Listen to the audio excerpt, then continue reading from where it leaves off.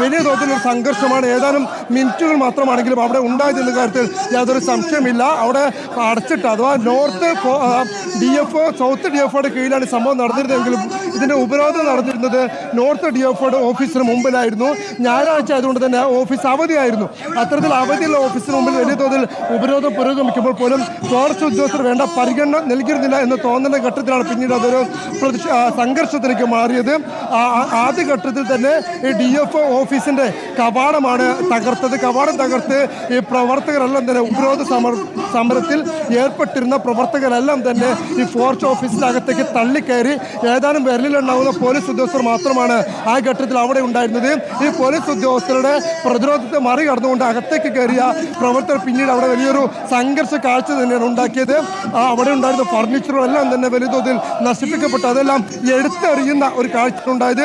അവിടെ ഇതിനകത്തേക്ക് അവിടുത്തെ ഉദ്യോഗസ്ഥർ ഇരിക്കുന്ന ക്യാബിനിലേക്ക് പോകുന്ന ഒരു വാതിലുണ്ടായിരുന്നു. ആ വാതിലും ചവിട്ടി പൊളിക്കുന്ന സാഹചര്യം ഉണ്ടായി. അവിടെ സ്ഥാപിച്ചിരുന്ന ക്ലോക്കുകൾ അടക്കമുള്ളവ എടുത്തെറിയുകയും ചെയ്തു. അങ്ങനെ അകത്തേക്ക് ഫോറസ്റ്റ് ഓഫീസിൻ്റെ അകത്തേക്ക് കയറിയ ആദ്യ ഭാഗം മുഴുവൻ പൂർണ്ണമായും നശിപ്പിക്കപ്പെട്ടു എന്നുള്ളതാണ്. പെട്ടെന്നൊരു സംഘർഷാവസ്ഥയിലേക്ക് കാര്യങ്ങൾ പോവുകയായിരുന്നു. പിന്നീട് പോലീസിന് നിയന്ത്രിക്കാൻ സാധിക്കാത്ത അവസ്ഥ വന്നു. പിന്നീട് നേതാക്കൾ തന്നെ ഇടപെട്ടുകൊണ്ടാണ് അകത്ത് കയറിയ മുഴുവൻ പ്രവർത്തകരെയും ബലപ്രയോഗത്തിലൂടെ തന്നെ പുറത്തേക്ക് എത്തിച്ചത്. പിന്നീട് അതിനുശേഷം PV അൻവർ MLAയുടെ നേതൃത്വത്തിൽ ആ പ്രവർത്തകരെല്ലാം അണിനിർത്തിക്കൊണ്ട് ഇപ്പോൾ നിലമ്പൂർ നഗരത്തിലൂടെ പ്രതിഷേധവുമായി മുന്നോട്ട് പോയിക്കൊണ്ടിരിക്കുന്നു. PV അൻവർ MLA പറയുന്നത് അതിനെ സംഘർഷമായി കാണാൻ കഴിയില്ല, വൈകാരികമായ ചില ഘട്ടങ്ങൾ ഉണ്ടാകും, അത്തരത്തിലുണ്ടാകുന്ന സംഭവം മാത്രമാണ് എന്നാണ് PV അൻവർ പറയുന്നത്. അഥവാ അൻവർ ആ സംഘർഷത്തെ കൃത്യമായി ന്യായീകരിക്കുന്നുണ്ട് ഈ ഘട്ടത്തിൽ. അത് ഇത്തരത്തിൽ ഒരാളെ ചവിട്ടിക്കൊല്ലുമ്പോഴുണ്ടാകുന്ന വൈകാരിക പ്രകടനം, കാട്ടാൻ ആക്രമണത്തിനെതിരെ ഉണ്ടാകുന്ന വൈകാരിക പ്രകടനമാണ് അത് എന്നാണ് PV അൻവർ പറഞ്ഞത്. ഇപ്പോൾ നിലമ്പൂർ ഫോറസ്റ്റ് ഓഫീസിൽ നിന്ന് DFO ഓഫീസിൽ നിന്ന് ആരംഭിച്ച പ്രതിഷേധം നിലമ്പൂർ നഗരത്തിലൂടെ PWD ഓഫീസിന് മുമ്പിലൂടെ ഇപ്പോൾ തുടർന്നുകൊണ്ടിരിക്കുന്നു. വലിയ തോതിൽ ഇടതുപക്ഷത്തെ LDFിൻ്റെ ഇതിൽ പങ്കെടുക്കുന്നുണ്ട് എന്നുള്ളതാണ്. LDFിൻ്റെ ഒരു ജനപ്രതിനിധിയാണല്ലോ. എന്തുകൊണ്ടാണ് പിന്നെ ഇത്തരത്തിൽ ഒരു ഇതിൽ പങ്കെടുക്കാൻ കാരണം? ശരിയായ നിലപാടുകളുടെ കൂടെയാണല്ലോ നമ്മൾ നിൽക്കേണ്ടത്. അതിന്റെ ഭാഗമായിട്ടാണ് സത്യത്തിൽ ഇടതുപക്ഷത്തിൽ നിന്ന് പൂർണ്ണമായും പുറത്തു വന്ന MLA ആണല്ലോ PV അൻവർ. അപ്പോൾ LDFിന്റെ ജനപ്രതിനിധിയായിട്ട് താങ്കൾക്ക് എങ്ങനെ ഇതിൽ പങ്കെടുക്കാൻ കഴിയുന്നത്?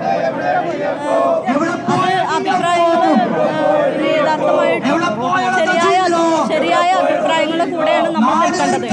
ശരിയായ അഭിപ്രായങ്ങളാണ് അൻവർ MLA പറഞ്ഞതെന്ന് നമ്മൾ അംഗീകരിക്കുന്നു. CPM അംഗമാണോ? അതെ, പാർട്ടി മെമ്പറായിരുന്നു. പാർട്ടി മെമ്പർ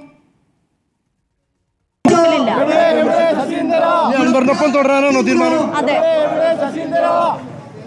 സ്മൃതി, അത്തരം ചില രാഷ്ട്രീയ നീക്കങ്ങളും അതിൻ്റെ കൂടെ നടക്കുന്നുണ്ട്. കരുളായി പഞ്ചായത്തിലെ ഇടതുപക്ഷത്തിൻ്റെ ജനപ്രതിനിധിയാണ് ഇപ്പോൾ PV അൻവറിനോടൊപ്പം.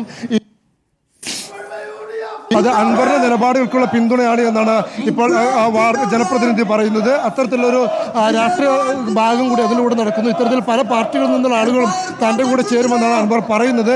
എന്തായാലും വലിയ പ്രതിഷേധം ഇപ്പോഴും തുടരുന്നു. കാട്ടാനയുടെ ആക്രമണത്തിൽ ഒരാൾ കൊല്ലപ്പെട്ട സാഹചര്യത്തിലാണ് പ്രതിഷേധമായി PV അൻവർ എത്തുന്നത്. ഇന്നലെ രാത്രി 6:45 കരുളായി ഉൾവനത്തിനകത്ത് വെച്ചുകൊണ്ട് ചോരനായ്ക്കർ വിഭാഗത്തിൽപ്പെട്ട പൂച്ചപ്പാറ നഗറിലെ മണി എന്ന 37 വയസ്സുകാരൻ കാട്ടാൻ ആക്രമണത്തിൽ കൊല്ലപ്പെട്ടത്.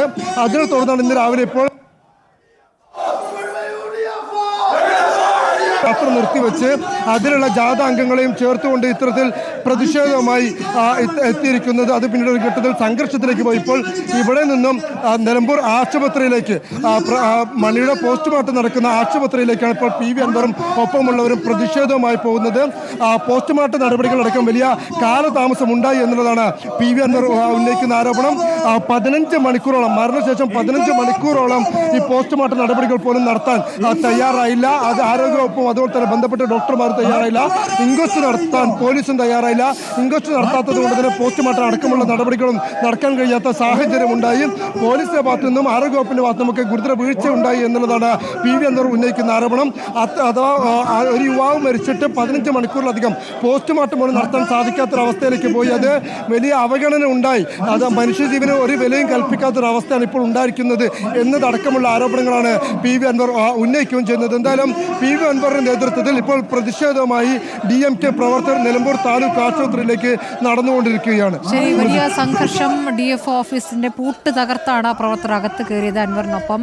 അത് പ്രവർത്തകരുടെ ജനങ്ങളുടെ വികാരം എന്നാണ് അൻവർ ന്യായീകരിച്ചിരിക്കുന്നത്. അതിനുശേഷം അവർ പ്രകടനമായി പുറത്തേക്കിറങ്ങിയിരുന്നു. പ്രദേശത്തെ പ്രാദേശിക CPM പ്രവർത്തകരെ കൂടെ കൂട്ടാൻ ഇക്കാര്യത്തിൽ അൻവറിനായിരിക്കുന്നു. ഇടവേള.